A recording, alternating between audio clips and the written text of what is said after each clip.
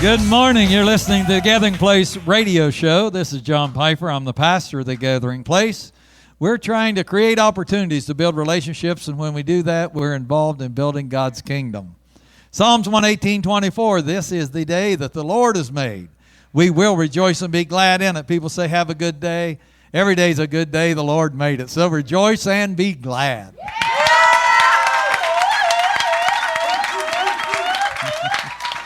Every Friday I write a column for the religious page in the Record Herald. If you've not yet read it, pick up a paper, check it out. Friday's article was rejoicing. Let me read it to you. One of the hardest things to do is to rejoice when those close to us are elevated to a higher position than we have obtained. Most of us think that we will be able to rejoice when something good happens to our friends and family, but it is very difficult when it's something that we really wanted for ourselves. We wonder why the good things happening to them are not happening to us. The reason is not always that they have done a better job than us. Sometimes just being at the right place in the right time is the reason. There are other times, however, that they have achieved the elevated position by doing a better job than others. Those things don't seem, however, to make any difference in how we feel about it. If someone has something we want, we usually are not happy and rejoicing about it. It ruins our day and absorbs our thoughts. There are times that it bothers us to the point that we can even wish the worst for someone who has what we wish we had. On the other hand, that same person could go through a tragedy, and we'll do everything we can to help them. We'll sympathize and actually hurt for them.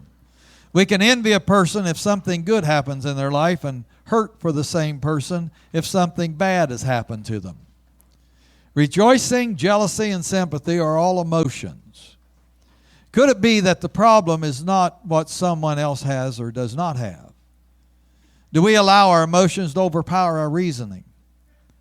If we're able to obtain something good, do we want others to react in a negative way toward us? What if we received a promotion because we were in the right place at the right time? Would any of us turn it down if it's just something that we've always wanted and worked for? In the end, if it were possible to stop someone from getting what we want, does it mean that then we would receive it? Is it better to rejoice with those who are rejoicing or to get mad and upset over their good fortune? We have to change our emotional response from being all about us. Jesus said, Matthew 7, verse 12, therefore, whatever you want men to do to you, do also to them. For this is the law and the prophets. Jesus said in Matthew 5:42, give to him who asks you, and from him who wants to borrow from you, do not turn him away.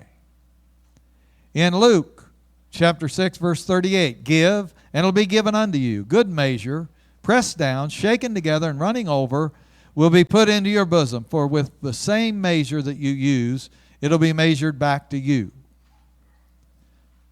How can you want to give to other people like this? John 13:34 says, a new commandment, Jesus' words, that you love one another, as I have loved you, that you also love one another. By this all will know that you are my disciples, if you love one another. 1 Corinthians 13:3. And though I bestow all my goods to feed the poor, and though I give my body to be burned, but have not love, it profits me nothing. Love suffers long and is kind. Love does not envy. Love does not parade itself. It is not puffed up, does not behave rudely, does not seek its own, is not provoked, and it thinks no evil, does not rejoice in iniquity, but rejoices in truth, bears all things, believes all things, hopes all things, and endures all things. The result of love is in Romans 12:15. Rejoice with those who rejoice, and weep with those who weep. 1 Corinthians 12:26. And if one member suffers, all the members suffer. Or if one member is honored, all the members rejoice with it. We're able to rejoice with people that are rejoicing because we have the love of God in our heart. That's the secret to being happy when other people are elevated in a position that you thought you ought to have. Love them enough and He won't bother you.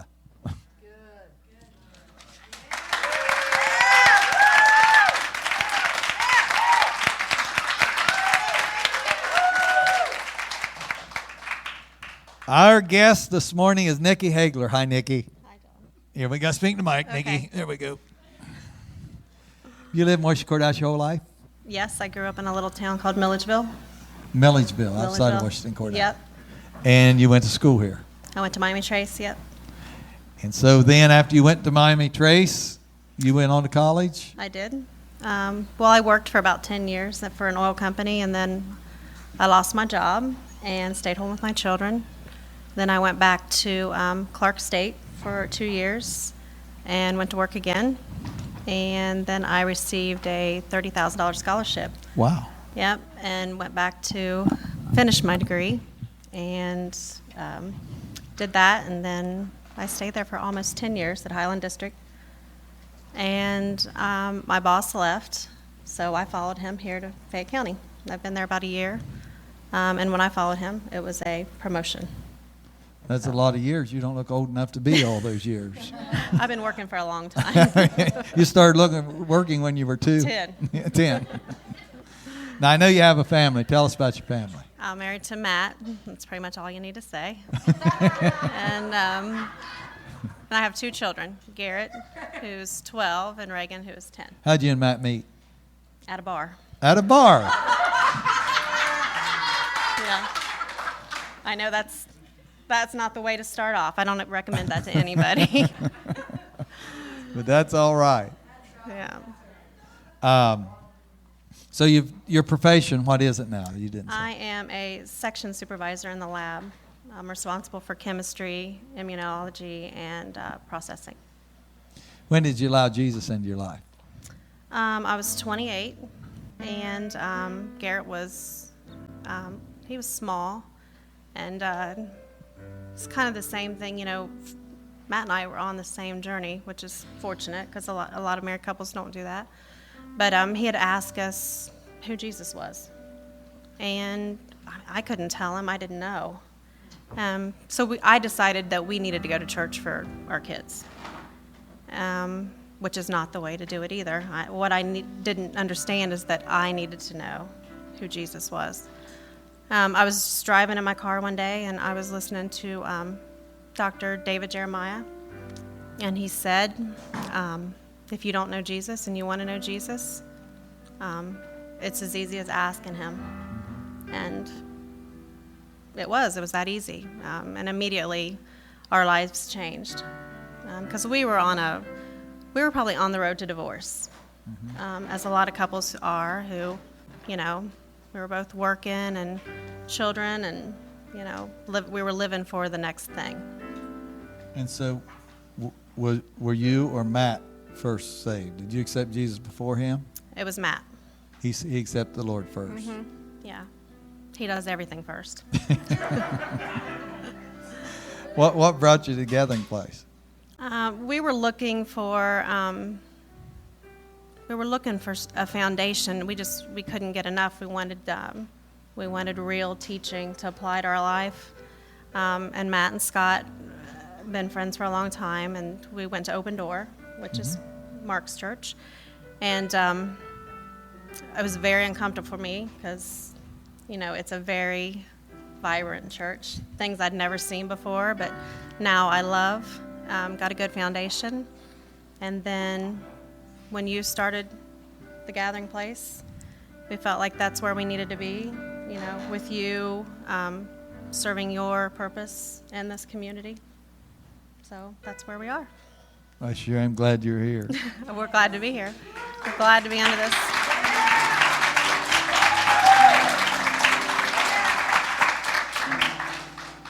What's the biggest contrast in your life before Jesus and now that you're walking with Jesus? Everything that I felt like that I couldn't get, that I was missing, is complete now. It's a peace, a comfort.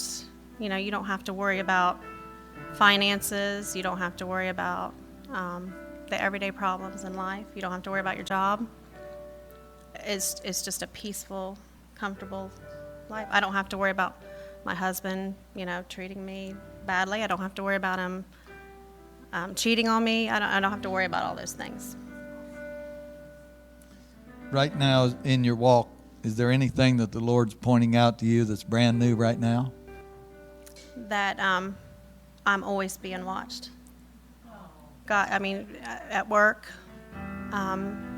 with my relationship with my friends, at church, and I'm not saying that's a bad thing. That's a good thing, because I will be held doubly accountable for what I know, and I need to. And being under your covering, what your parents had set in motion, and what you and Candy and Mark teach, has changed our lives. Well, it's all about what the Lord does for us, and your light now that you have in you is bright enough that people are looking your way. Yes, they are. You know, people do look at us that we know the Lord. They look at us because we're a light. Yes. And light will draw you to it. Yes. So they are looking all the time. Yes. That's a great truth. Nikki, I love you, and I'm glad you and Matt, you got a new husband now named Nick, right? Nick and Nikki. You and Matt are part of this fellowship. Yeah.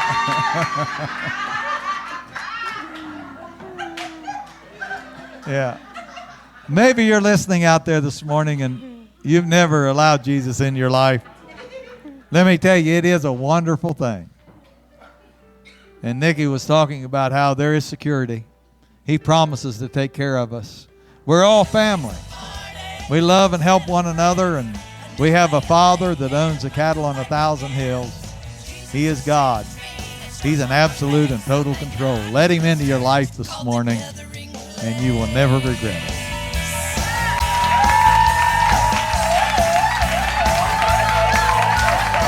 You still have time to jump in the shower and be with us this morning at 10:30 at the Washington High School Gymnasium. We'll give you a cup of coffee, juice, or a donut. Join us on Wednesday evening downtown on the 3rd floor above Trends at 120 West Court Street for our weekly Bible study. If you've enjoyed this radio show, tell your friends. Join us next week right here at the same time on Buckeye Country 105.5 FM, WCHO. Check us out on Facebook at The Gathering Place. Keep loving Jesus and loving each other.